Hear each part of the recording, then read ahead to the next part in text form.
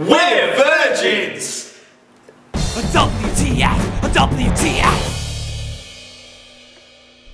Hello, I'm Ross from Cultaholic.com. You are my sexual wank pheasants, and wouldn't you just know it? It's that bastard time of the week once again, where I take a look at all the WTF moments from this week's WWE Raw. And we kick things off with a sign that reads, bring back the boogeyman. To do what? You know what I would rather do? I would rather go into an old people's home, pick a pensioner's nose, get a nice bloody bogey, go into a hospital, pick a little baby's nose, put the baby's snot on top of the pensioner's red bogey, bloody bogey, stick a stick up it and eat it like it's some sort of toffee apple. That's what I would rather do.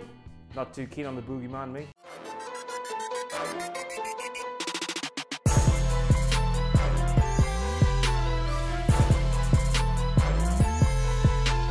And we kick things off with Booker T this week, showing off his fancy degree. Yes, he does have a degree from the University of Stating the Bastard Obvious, when he said that when Braun Strowman, the big £7 million, 100-inch chested, wonky nostrilled monster, was coming towards Kurt Angle, that Kurt Angle was scared. Really, Booker? You've done well to decipher that. Given the way that Braun has been booked in recent times, I would have expected Kurt Angle to be laughing in the same way a bloody buffalo laughs at a pack of hyenas in the animal kingdom. Somebody needs to call Sherlock and Poirot, because we've got a new world-class detective on our hands.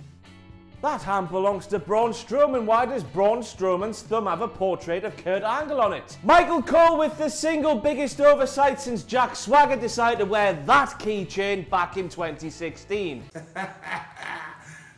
While he claimed that 3 of the baddest men in sports entertainment history were going to be in the ring, while Brock Lesnar was still making his way down the ramp to meet Braun Strowman and Kane. With Kane and Braun and Kurt in there, 3 of the baddest men in sports entertainment history were already in the ring. Adam Brock would have made 4 of the baddest men in sports entertainment history. How can you not class Kurt Angle as a bad ass? He won an Olympic gold medal with a broken frickin' toenail. Tea time. Booker T for another week in a row brings up the curious case of the man dog. Last week he called Roman Reigns a man dog. This week he's calling Brock Lesnar a man dog. I'm going to pose the question once again. Are these man dogs related to the man bear pig? Somebody needs to call David Attenborough now. And we're back with Michael Cole once again, who claimed that the Triple Threat Championship match at the Royal Rumble will see a monster take on a machine, take on a beast.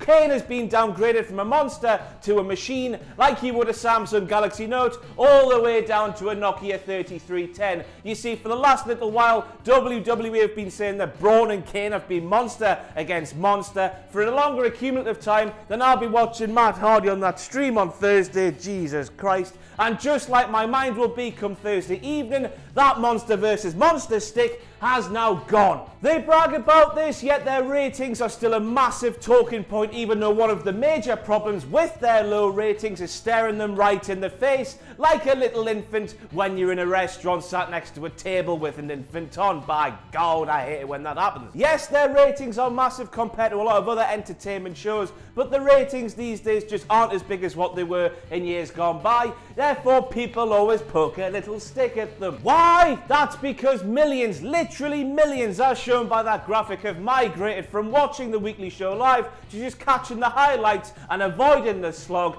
on YouTube. And believe me, it is a slog, because I've done a bit of research which has told me that WWE have lost 45% of its viewership for Raw since it went to 3 hours. JoJo announced Jason Jordan as Seth Rollins' next opponent, even though Jason Jordan wasn't Seth Rollins' next opponent, because the match had been announced as Seth Rollins versus Samoa Joe. Well, let me piss on your Christmas turkey, small child. That just is not going to happen. Seth Rollins and The Shield are like Ross and Rachel. They're on, then they're off. They're on, then they're off. They're on, then they're off. Why, when Roman Reigns is not around, is Seth Rollins presumably not allowed to wear his Shield gear? To me, it gives off the wrong message. To me, that says they split up because they're not in their team's attire. When I saw James Perch go from the black and white of Newcastle United to the blue and white of Wigan Athletic, I knew he no longer played for Newcastle United. The same concept applies to the Shield here in my brain, which is just like Booker T, dazed and confused. And next up we have Samoa Joe. In the moment he claimed he felt like the belle of the ball because all of the popular guys wanted to dance with him. Jason Jordan, one of the popular guys, he's as popular as AIDS. Michael Cole saying this is how we do things on Monday Night Raw. Impromptu matches is really weird when you consider early in the night he was talking about how everyone knows that Kurt Angle is the boss and we should all be laughing at SmackDown while Shane McMahon and Daniel Bryan tried to outdad each other. Surely with impromptu matches being made by superstars is underlining Kurt Angle's authority and his status as the boss, as those superstars have got power that only he should have. This problem would have been eradicated if Kurt himself or the commentators officially said that Kurt Angle allowed this match to go ahead, but the commentators for some reason just kept on saying Kurt says it's okay. Alright then, my mom said it's okay to burn your house down. Here I come. Booker T, Seth Rollins, primetime player. He's in the Shield, you silly goose. Next up we have Kurt Angle flip-flopping like a bald trout on toot. 1 second Seth Rollins cannot have a singles match against Samoa Joe due to his condition after his match with Jason Jordan. And then a second later, Seth Rollins is booked into a 6-man tag match against DeBar and Samoa Joe. Kurt, he's either injured or he's not. And at the end of the day, Kurt Angle telling other superstars that they can't compete due to their condition will never sit well with me when Kurt Angle is famed for competing through the pain barrier. Kurt Angle and me are like me and Vindaloo. Ooh. Tea time. 3 seconds into the handicap match between your boy Finn Balor and the Miz Taraj, and Booker T is claiming that the Miz Taraj's strategy isn't working. The match is only 3 seconds old, Booker. That is far too early to be saying the strategy isn't working. Therefore, we can only decipher from this situation that Booker T is a premature ejaculator. Why do I say the things I say? I am drowning in irony after what feels like several decades of wearing a neck brace when he didn't really have to. Curtis Axel got rid of the neck brace and presumably had his nose broken, actually broken, by your boy Finn Balor's feet. And I don't know about you, if I didn't want a pair of feet to hit me, it would be the feet belonging to an Irishman because of the river dance and other racial stereotypes. Michael Cole admitted live on last night's Raw that he fell off his bike and busted his nose. Michael Cole admitted on Raw last night he called his bike the Green Machine. Hideo Itami in the most underwhelming main roster debut of all time. I know, bless his cotton socks, the injuries have made an arse of his time in WWE so far. But in making contact with main roster superstars, does this mean that Hideo Itami isn't actually part of 205 Live? As we all know, his scheduled debut was supposed to happen tomorrow on the Purple brand. But male main roster superstars in the 205 roster are different species and seemingly can't be seen together on WWE's programming. Hideo Itami breaking down walls for little men all over the world. What a time to be alive. Made a grave mistake, Corey. Now, I don't know if you meant to do this, but Corey Graves outed Daniel Bryan as one of the biggest hypocrites in the history of our fine sport. As we all know, The Miz has been stealing Daniel Bryan's yes kicks and calling them it kicks, something that has pissed Bryan off to the moon and back down again. But all this has been going on while Daniel Bryan has been living a lie because, as we all know, he made his way to the main event scene in WWE by stealing one of Hideo Itami's moves, the Busaiku knee, which Corey Graves revealed last night Hideo Itami invented. Shame on you, Bryan. Shame on you.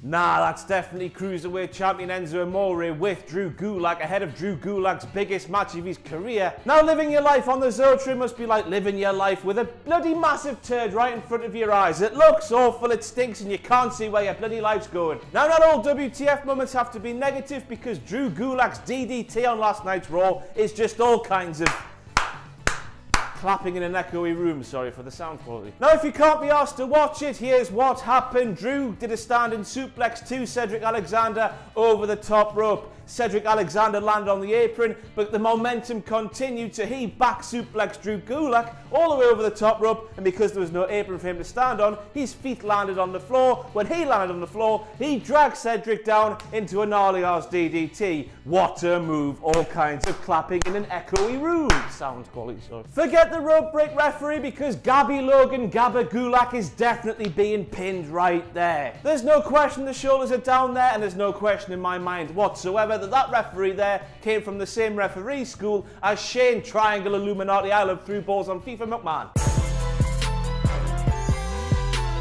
And next up we have the moment where Booker T was just rambling about press clippings and laurels and all kinds of things that was wrong when you consider that Asuka, a woman who hasn't been defeated in over 2 years of action within WWE, was taking on Alicia Fox, and all respect to Alicia Fox and a Northern Light suplex, but she's just not going to beat Asuka, is she?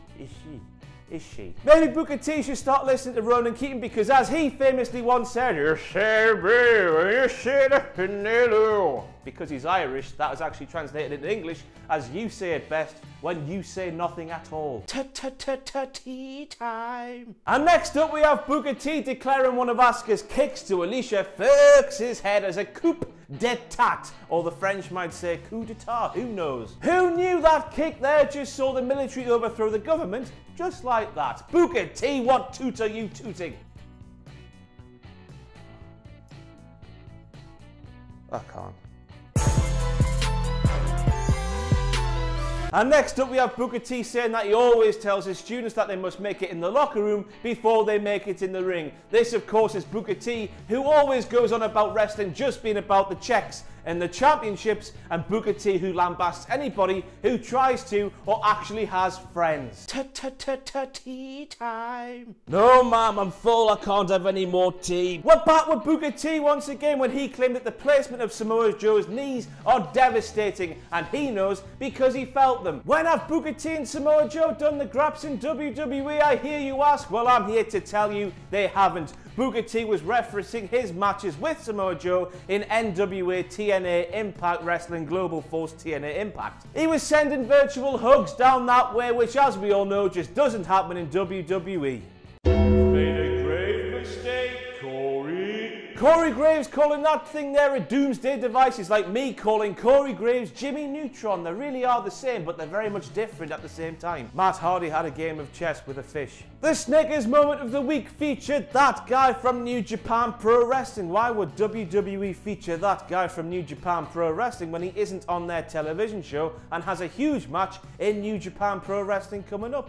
Maybe they have changed, and if they have changed, you need to grab to each animal, head for the bastard border. The end is nigh, time to run away, the end is nigh, bye. Ladyballs! Huge news, I have obtained exclusive screenshots of what Dana Brooke was writing on her pad while she was watching the Revival take on Heath Slater and Rhino next to Titus Worldwide. Neville back on Raw and his daughter is a fan of Sasha Banks. Who would Adam and Eve it? Bit rude of the commentary team though, they could have at least mentioned them. Booker T told us how Mandy Rose finished second back in the day on Tough Enough, yet claimed she was the standout contestant. We obviously know if she finished second. There's obviously one more better than her, at least. Her cousin is her uncle's not her uncle. Michael Cole's an umpty on the Raw commentary team. The commentary team claimed that Snoop Dogg is Sasha Banks' uncle, when he isn't. He's her cousin. Back with Michael Cole once again in the moment where he claimed that Sonya Deville and Mandy Rose joined Paige because Paige asked them. No doubt in Michael's mind it went something like this. Sonya, Mandy, do you want to do the graps with me? How can he say that when in a past promo on Raw, both Mandy and Sonya said they recognised what Paige did as part of the Women's Revolution and joined her because of that there was no inference that Paige asked them. They just joined her because they believed in her. Maggle. Why did they make Dana Brooke wear her gear just to walk down to the ring and stand still? Why was Alexa Bliss in the ring for the announcement of the Women's Royal Rumble when she is the Raw Women's Champion and presumably not going to be involved in the Rumble itself? Oh no, wait there. The next point I've got written down will explain it. If I knew what was coming up next was going to happen, I would want to be there just to check it happen with my own eyes. Otherwise, I would not have believed it happened. Mrs. Lady Biles herself, Stephanie McMahon, makes her way through an entire promo, putting people over, complimenting people, but the WTF moment of all of this, not castrating people, which I know would have been hard because she was talking about ladies alone. And then after this promo where all she did was compliment people, she did Daniel Bryan's yes thing when, as we all know, she hated Daniel Bryan for a very, very long time. I guess with all of this in our heads, you need to grab two more animals and head for the other border on the other side of the country. The end is nigh, time to run away, the end is nigh, bye. I know it there, sorry, I knew it was too good to be true, because as we all saw, the ladies, the entire women's roster on Raw, were brawling, but when Stephanie McMahon's music hit, they all stopped, they formed a nice little line, and after that they were hugging and high-fiving and doing all sorts to each other. Stephanie McMahon's power reign over the women's division still is very much a thing that shouldn't exist but does. But hey, what are the chances that she turns up on a night where a massive brawl breaks out within the women's division? Her lady bulls must be mystic bars as well. History made, as on January 28th, the first ever Women's Royal Rumble will be taking place in the nicest way possible, since it's the first ever one. WTF. Well done, lasses, we've got there eventually. That's it for your WTF moments from this week's WWE Raw. I've been Ross from Cultaholic.com. Follow me on the Twitter machine here. Pledge to our Patreon page, patreon.com/Cultaholic, but most importantly of all, do not forget to join us.